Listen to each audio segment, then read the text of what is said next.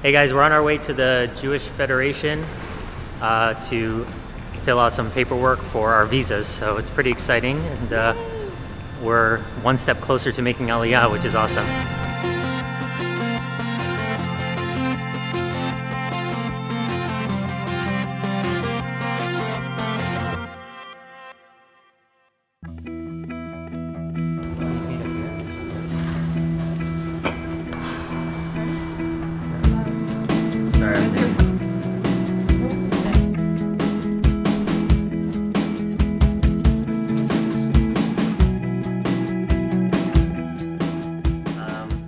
You guys ready? Yeah. Okay, fine. We're here with Tali Lipschitz, who I believe you're the community shliach for the Jewish. Maybe you could just tell us what your deal is, and then it'll be easier. So I'm the regional director on behalf of the Jewish Agency to the West. So I'm responsible for the work of the Shlichim too. Yeah. Okay. Responsible for the work of the Shlichim based in the different communities and to represent the Jewish Agency and also to run the Aliyah office that you guys are doing Aliyah too. Yeah. We actually came today to fill out our visa papers, and we have some pamphlets somewhere that we're going to bring to the consulate next week. So, Mazal tov. Thank you. We figured we'd give people the opportunity to hear you answer some questions, since you have such a huge, vast knowledge, and you've done this for, I don't know, how long have you been doing it? This is finishing 4 years now. Okay, so much more than any of us. So I guess we'll just go right into some of the questions that we kind of wrote down. Sure. How long does it typically take to get approved to make Aliyah?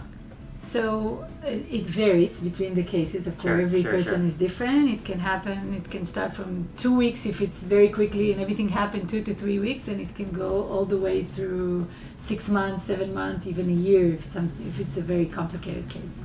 Okay. What would be the things that would cause it to be complicating?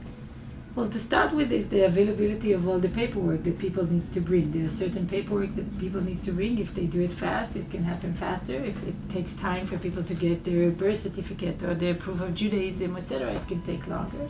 Okay. Then depends on their family status, if they were married before, kids, if they have Israeli parents or they don't have Israeli parents, if they have Israeli background in general, if they lived in the former Soviet Union or not, if there's different kind of cases, so that can take longer time. So do you recommend people kind of sit down with you guys first and give you their whole backstory so you can tell them what to bring, or? Well, there are basic information that they need to bring, and they can see it on the website. But definitely have a conversation and tell your story, and then you'll know much more. Sure. What kind of paperwork needs to. Sure, that makes sense. Need to be, yeah. Sure. Okay, so this is something I couldn't figure out when we were trying to do this. I didn't know the difference between the Jewish Agency and Nefesh B'Nefesh. It was something that I don't know, was kind of complicating for me. So maybe you can help explain both of those. It is complicated because we do a lot of things together. I can give a little bit of background on that. In the past, the Nefesh B'Nefesh, I think, Jewish Agency has been doing and dealing with Aliyah since the country was created, established.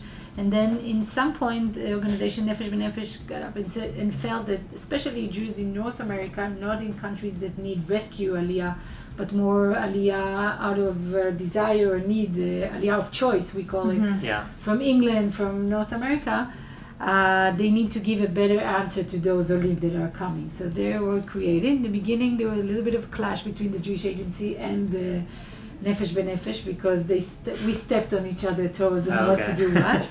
But then in some point we form a way of work that works really for the benefits of the Olim. So Nefesh B'Nefesh are responsible from the beginning, first of all, to talk about Aliyah, to advocate for Aliyah, to do Aliyah seminars, to talk to people, to encourage people to do Aliyah, etc. So they are the first contact person to start with, usually with people that are interested to doing Aliyah.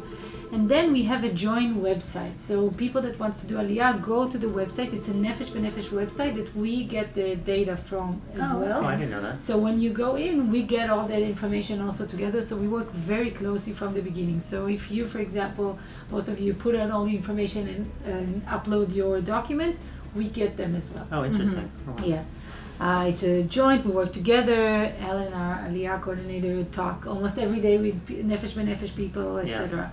So we go hand in hand. So all the bureaucratic stuff and the eligibility Okay. for Aliyah is being dealt with the Jewish agency, but all the surrounding and the support, etc., is being done by Nefesh B'Nefesh Awesome. with the help of the Jewish agency as well. Wow. Yeah. Wow, that's amazing. And we work very well together now, and I think it's really benefit the new Olim. What happens if you return back to the U.S. after making Aliyah?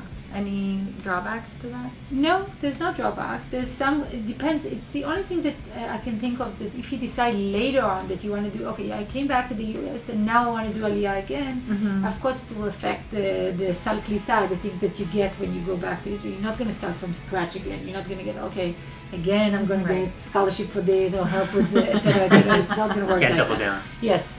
So it's not going to happen. It's not, there's no, it's a free world. It's a global world. People Sure. can choose. It's, as I said, it's Aliyah of choice. So if somebody didn't work for him or her Right. or a family, it doesn't work. We hope to see them again, but Right. it Yeah. happens.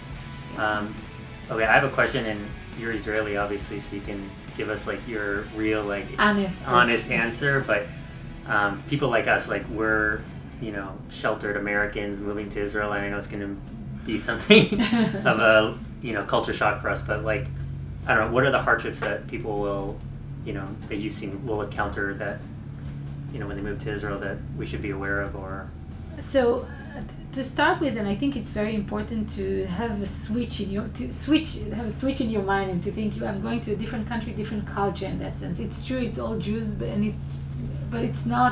People in America sometimes I have Olim that sits here and for sure think it's a land of milk and honey. yeah, And in our mind, in our spiritual mind, in our idea, yes, but the everyday life, when you Yeah. need to get to the kids to the school, or to the preschool, or to go to Misrad Apnim, or to get your driver license, it's more complicated. Sure. So first of all, the language barrier, definitely. If, the more Hebrew you know, the more understand the slang, the culture, definitely.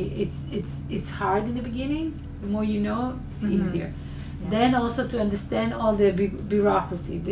Like in America, when I came to America as well, there was all those tons of DMV and Social Security and what do you do with that and you just need to understand how things are working and where you need to go and what you need to do.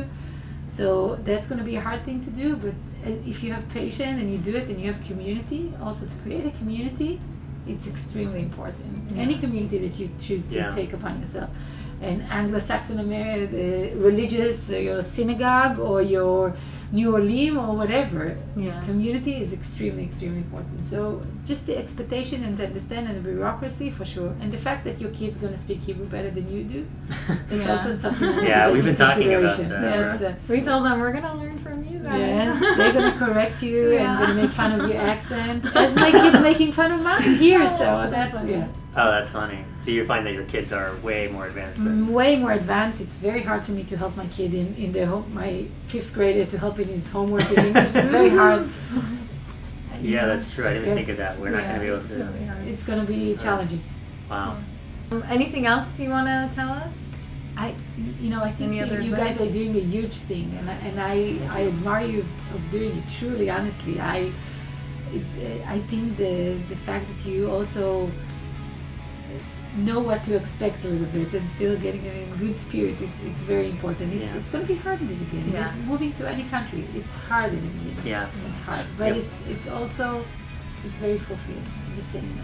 I think you'll feel at home. So as much as you can prepare from here, meaning, for example, to try to understand which schools and which preschool your kid's going to go to and understand and learn and talk to the preschool teacher before in advance. So getting to know all those things before, I think will make, as a family, as a mother myself, I think if your kids will be easy, it will make your life much ease also in Yeah. general. Of course, you need to deal with yourself, but it's one thing that you can take off your mind. So if you can find that and find the right education that you're looking for your kids and the right teachers, etc., I think that will be a huge, huge help, in my opinion.